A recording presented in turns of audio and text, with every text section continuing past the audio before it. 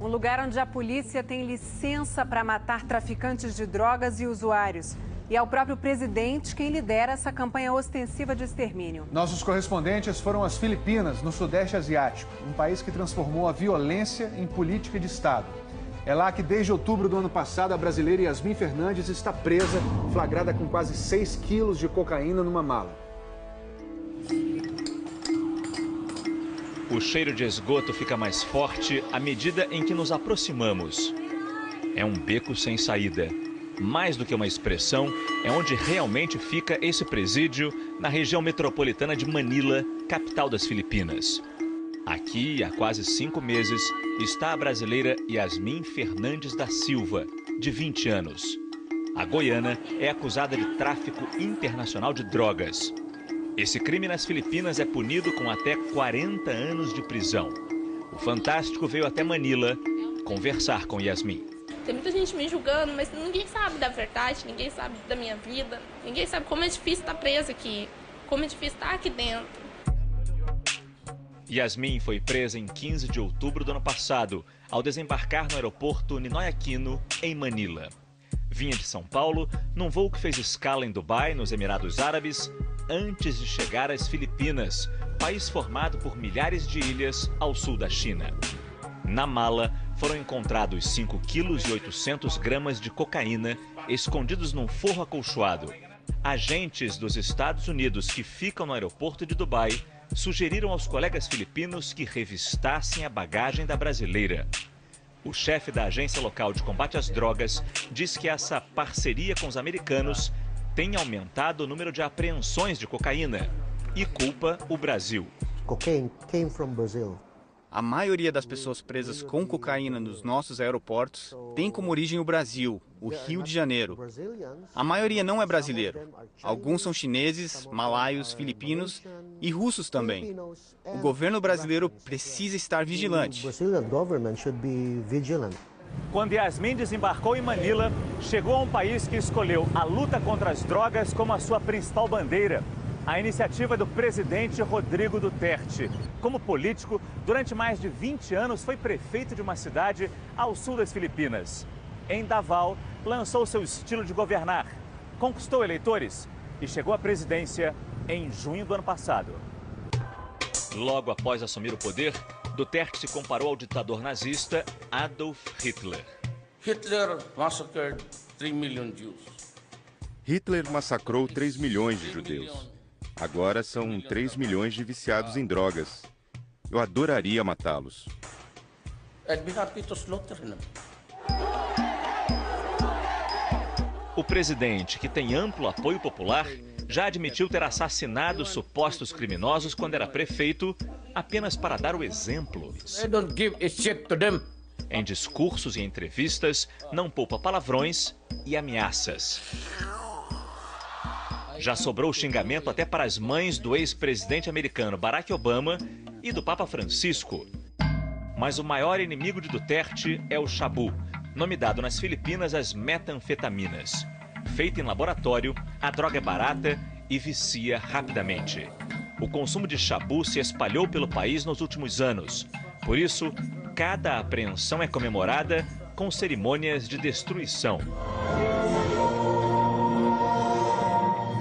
Fomos a uma delas, a 50 quilômetros da capital. O senador governista faz uma homenagem a Duterte. O problema das drogas no nosso país estava tão grave que era preciso um líder determinado para encará-lo. Dentro deste grande forno, nós temos 330 quilos de droga que serão destruídos agora. É em cerimônias como essa que o governo filipino quer mostrar que a guerra às drogas está dando resultado. A prioridade é combater traficantes e usuários, mesmo que muitas vezes os métodos utilizados sejam os mais bárbaros possíveis. Quando a noite chega, Manila vira palco do terror. Estamos no quartel central da polícia. Acompanhamos o plantão de uma quinta-feira, no começo de fevereiro. São 8 horas da noite. Os colegas da imprensa disseram que acharam um corpo numa região não muito distante do centro de Manila. E é para lá que a gente está indo agora. Chegamos a um grande mercado de peixes. No meio dos curiosos, encontramos 2 corpos dentro de um barraco. Ao redor, muitas crianças. Ninguém quer falar com a imprensa por medo. Foram 7 ou 8 homens, todos mascarados, que vieram de fora do mercado e chegaram neste ponto. Existem pessoas que moram aqui dentro. Era o caso exatamente desses 2 jovens. A namorada chegou a pedir aos assassinos: não atirem, não atirem. Mas de nada adiantou. O choro contínuo é dela, a jovem Kaliane, grávida e mãe de uma bebê. Ele levantou as mãos, não quis reagir. O registro dos repórteres não pode demorar. A investigação policial também não. A noite ainda é de muito trabalho. Chegamos a outro ponto nos arredores de Manila. A rua está isolada e os mesmos policiais do primeiro crime estão aqui, atrás de provas. A vítima, mais uma vez, é um homem jovem que nasceu nessa região, mas não morava aqui. Segundo testemunhas, ele estava visitando os pais quando foi morto por 2 homens, também mascarados. O corpo está bem no meio da rua, mas o que chama mais atenção é o número de balas. Os policiais contaram: 8 tiros. Os pais não choram, apenas dizem que o filho usava drogas. Na madrugada de quinta para sexta, 7 pessoas foram assassinadas. O clima de medo mudou a rotina dos filipinos. Esse motorista de táxi nos acompanha pela noite de Manila. Sem mostrar o rosto, ele conta que há 2 meses estava sentado na frente de casa com os filhos, quando viu um vizinho que era usuário de drogas ser executado. Antes eu ficava na rua até tarde, meia-noite, mas agora eu volto para casa até no máximo 8, 9 da noite com as crianças. É muito perigoso. Eu temo pela nossa vida. Eu achava que o presidente ia perseguir os traficantes, ia mandar os usuários para a cadeia, mas não. Todo mundo está morrendo, toda noite. Mais de 8.000 pessoas foram mortas nas Filipinas depois que Duterte deu início à guerra contra as drogas. O levantamento é de uma das organizações de direitos humanos mais respeitadas do mundo, a Anistia Internacional. O presidente incentiva qualquer um a matar, não só a polícia. Durante o último mês, Duterte havia suspendido as ações policiais depois de denúncias de excessos. Mas esta semana, a licença para matar foi retomada. Segundo a Anistia Internacional, policiais que aderem à política de extermínio são recompensados. Os policiais com quem a gente conversou confirmaram que recebem dinheiro pelas mortes. 5.000 pesos se o morto for viciado em drogas e até 15.000 pesos para quem matar um traficante. As vítimas da violência, na sua grande maioria pobres, viram dados em estatísticas, números, e muitas vezes são enterradas assim. Não há identificação nas gavetas para os caixões. O lugar que abriga os mortos também é casa para vivos. Legaia tem 26 anos e divide um barraco com 2 filhas e o marido. No celular, ela mostra a foto de 3 meses atrás do assassinato do irmão por motoqueiros em frente ao cemitério. Quando meu irmão foi morto, ficamos assustados, mas eu não tenho medo. Ganhamos dinheiro com essa lojinha, não com drogas. Ela diz estar preocupada com as crianças, mas não quer sair daqui. Eu nasci aqui. Eu quero morrer aqui. Este é o túmulo do jovem que virou um símbolo dessas execuções. Michael Ciaron foi morto em julho do ano passado por mascarados numa moto. Ao lado do corpo, deixaram um cartaz: "Sou traficante". A foto foi tirada por Rafi Lerma, que desde o início acompanha a onda de violência para um jornal de Manila.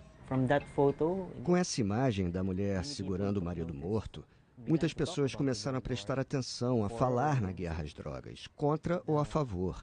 O mais importante da foto é a atenção que ela gerou.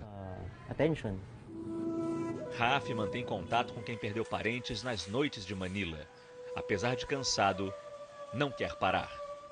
Eu estou documentando para que daqui a 10, 15 anos esse período seja considerado sombrio para as Filipinas. Temos que registrar tudo para que algo mude e não se repita.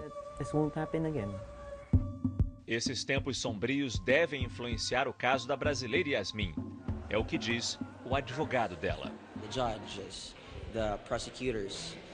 Os juízes e os promotores estão bem mais rigorosos nos processos envolvendo drogas por causa do presidente Duterte.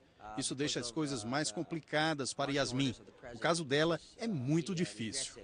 O processo de Yasmin está na fase de pré-julgamento. Aqui nas Filipinas, isso significa a apresentação das provas para o juiz, documentos, nomes das pessoas que vão testemunhar no caso. Para entrevistar a brasileira dentro da carceragem, nós tivemos que seguir regras de conduta e segurança bastante rigorosas. Nós não podemos usar o nosso equipamento. A entrevista foi gravada por uma funcionária do presídio usando um celular da cadeia. Yasmin não pôde ser gravada de frente. Ao Fantástico, ela contou como foram as primeiras semanas dentro da cela, que divide com outras 77 presas. Eu sofri muito bullying aqui dentro. Muito bullying das pessoas aqui sempre me jogarem de lado, me tratarem, gritarem comigo, que nem você grita com um animal, sabe?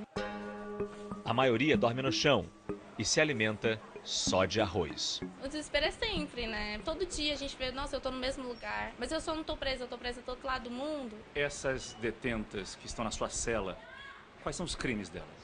Então, no meu quarto, eles são só crimes de droga. Crime de droga é mais? Crime de droga é mais. Porque aqui, você ser usuário de droga, você é preso. Você sabia desse rigor quando veio pra cá? Para as Filipinas, eu digo? Eu não sabia sobre o processo do país, sobre drogas. Se soubesse, teria feito diferente? Eu não quero falar sobre o meu caso. Durante meia hora de conversa, Yasmin se recusou a comentar as acusações da polícia. Você confirma ou não o que eles disseram? De que eles acharam drogas, cocaína, quase 6 quilos, na sua mala? Olha, eu acho melhor você perguntar para o advogado. Eu não quero falar sobre o meu caso, sobre drogas, eu não quero falar sobre drogas. E o que você veio fazer aqui nas Filipinas? Eles devem ter perguntado isso para você. Você pode perguntar para o meu advogado, porque isso envolve o meu caso e eu não quero falar sobre o meu caso. Mas os policiais devem ter perguntado isso para você, né? O que você veio fazer? Eles perguntaram, mas eu não entendo as perguntas que eles fizeram para mim, na verdade. Eu só falei, eu não falo inglês e eu preciso falar com a minha embaixada. Só uma coisa que não é verdade, é que em momento algum eu assumi culpa alguma. A punição para Yasmin pode chegar a 40 anos de prisão. Hoje, nas Filipinas, não existe pena de morte. Num país vizinho, a Indonésia, 2 brasileiros foram condenados e executados em 2015 por tráfico de drogas. Quando o juiz te perguntar se você estava com a droga ou não, você não vai falar nada? No caso, meu advogado vai falar por mim. Todos os casos de drogas aqui em Filipinas é complicado, porque o governo agora está muito rigoroso. Contudo, até usuários de droga, tem muita gente morrendo lá fora. Até agora, ninguém da família de Yasmin esteve em Manila. Nós falamos com a mãe dela no Brasil, mas ela não quis dar entrevista. Representantes da Embaixada Brasileira têm visitado Yasmin na prisão. Os custos com o advogado que a defende e todas as despesas na prisão, como telefonemas para o Brasil, são pagos com dinheiro que a família dela envia para as Filipinas. Eu preciso muito, muito, muito, muito. Eu peço muita ajuda de presidente, de quem puder me ajudar, sabe? Se tiver algum jeito, eu já vou voltar para o Brasil em qualquer condições. Eu aceito, eu só quero voltar para casa. Em nota, o Ministério das Relações Exteriores afirma que, além de Yasmin, outro brasileiro está preso nas Filipinas por suspeita de tráfico. Mas ele foi detido antes de Rodrigo Duterte assumir. O Itamaraty também diz que Brasil e Filipinas não têm acordo de cooperação jurídica para esses casos e que uma eventual extradição poderia ser negociada com base na promessa de reciprocidade dos 2 países. Em algum momento, você se arrependeu de alguma coisa que você fez? Agora, eu não tenho muito do que arrepender, porque eu não fui julgada ainda, entende? Eu não sei muito sobre o meu caso. Eu tô esperando. Mas Yasmin tem uma certeza. A luta pela liberdade no país de Duterte será longa e difícil. 1000 vezes a gente pensa em desistir, sabe? Desistir de você mesmo, sabe? Se entregar a isso e pronto. Mas não, eu sou forte. Eu sempre fui forte na minha vida e eu vou lutar pela minha liberdade. Eu vou voltar pra casa.